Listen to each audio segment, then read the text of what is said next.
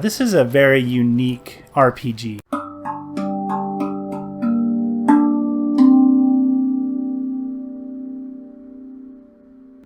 I think it's worth noting just a little bit about isometric versus a traditional action RPG. So, comparing Solasta to a game like Oblivion or even Dragon Age, like Inquisition or any of the Dragon Age games.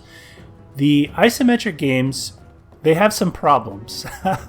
And isometric RPGs have always had slight problems for me in that there's a lot of immersion breaking, particularly when there are tomes and tomes of dialogue to read.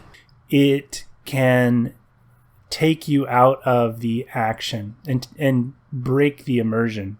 Sometimes that can enhance your immersion because, you're reminded of things like sensations or smells or internal dialogue and inside your character. These kinds of things a text-heavy RPG can provide and really enhance immersion and a gameplay experience. I'm going to say, and let me know if you disagree, the biggest flaw of an isometric RPG is its combat. Combat often feels like a bit of a formality. It is often very, very straightforward. Now, that's not to say that you don't have a lot of things to think about in combat. That's not to say that there also isn't a lot of strategy. And certainly there is. I mean, you think about a game like Divinity, and if you don't handle your character's abilities correctly, you're not going to survive a lot of those fights. And that's totally cool. But at the end of the day, there's not a lot of room for creativity. Now that's where Solasta really, really shines. The spells that you are able to learn are straight out of Dungeons and Dragons. They really provide this sandbox of creativity to think about how you're going to respond to what's happening around you.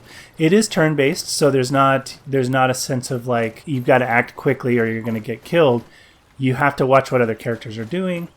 And what's really, really fascinating is sort of how the other characters will find cover. The climbing mechanic is really wild. And also how they will stay hidden from you. Sometimes, you're being attacked from the shadows and you can't figure out what's happening until you send someone in there to get them. And by that time, sometimes it's a little too late. But I have to say what really shines, in my opinion, for this game is the tactical nature of the combat. I've never experienced anything quite like it. Look at the size of this council hall. So this is what they spend our taxes on. Look, is that the princess? Wait, is she leaving? Apparently so.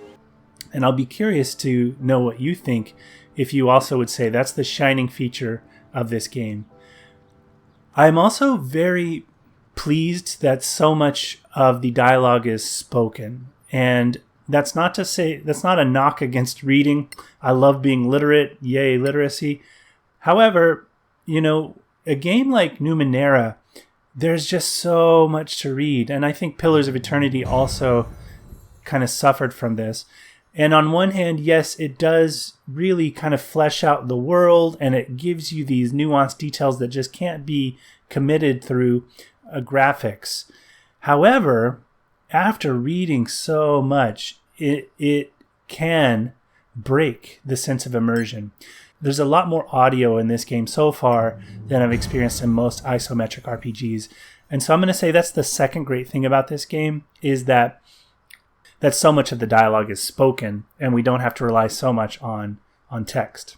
The other mechanic that I really appreciate is just sort of how diverse the classes are. I think that each class so far has had such a distinct quality of play with such distinct abilities, both in what they can equip, what they can use, and what they add to the combat. Now that's been pretty wild. The last thing that I would mention as far as the strengths of this game and what really make it stand out are the levels, the set pieces, the graphical fidelity is quite beautiful, especially when you look at the team, which is based out of Paris, and I think they're called Tactical Games.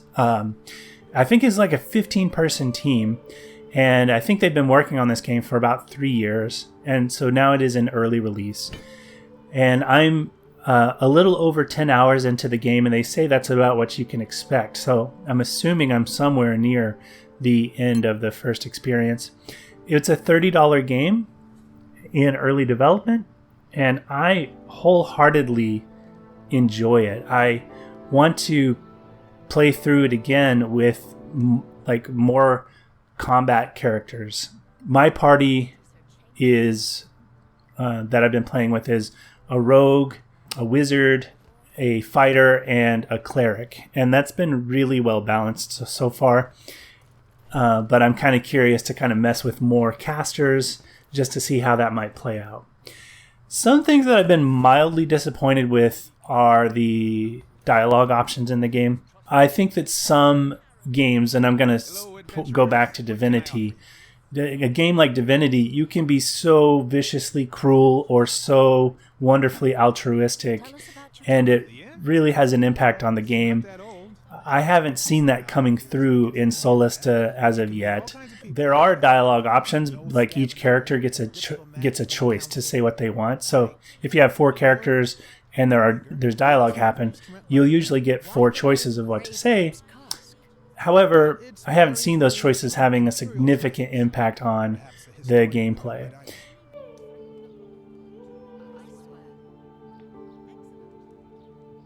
We should go.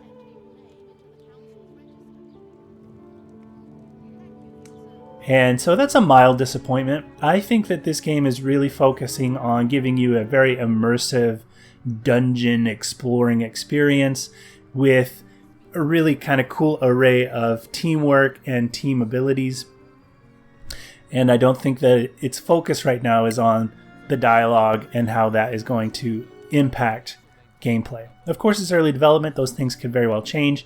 And if they do, that's just going to be a cherry on top of a really beautifully constructed game. Being an early development game, there's a couple of bugs. Particularly the transitions in dialogue happen really quick. So like someone will finish their sentence and immediately someone picks up right where they left off. That's a small error to fix. And, sometimes we'll just notice things about the characters, like they're like swaying together in exact sync. And so that's another minor bug that I've experienced. I haven't seen any bugs or problems that really get in the way of me having a great time with this game. And to the contrary, I'm just kind of surprised at how smooth and how refined the game feels for an early development project. I want to finish by saying that this game really feels like I am playing with some friends through a D&D session, and no other game has captured that feeling for me. And to be quite honest with you, isometric RPGs have never really been my favorite. And it has to do like with what I said earlier, that it's so easy to lose that sense of immersion because of all the technical choices you get to make. So it often feels more like a strategy game or a strategy simulator rather than a role-playing game. And for the first time, Solasta has been able to kind of blur those lines in a way that, for me personally, I am having more fun with this than I would a game like Skyrim or Dragon Age or Outward. And those have really been my favorite types of role-playing games. But Solasta is doing something special and unique. And I'm so excited to have found out about this game late, and I've already put in well over 10 hours.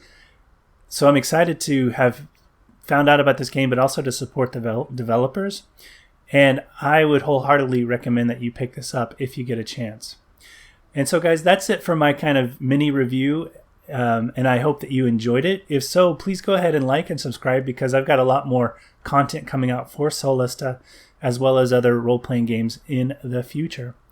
Thanks so much for hanging out with me, guys. Until next time, peace out.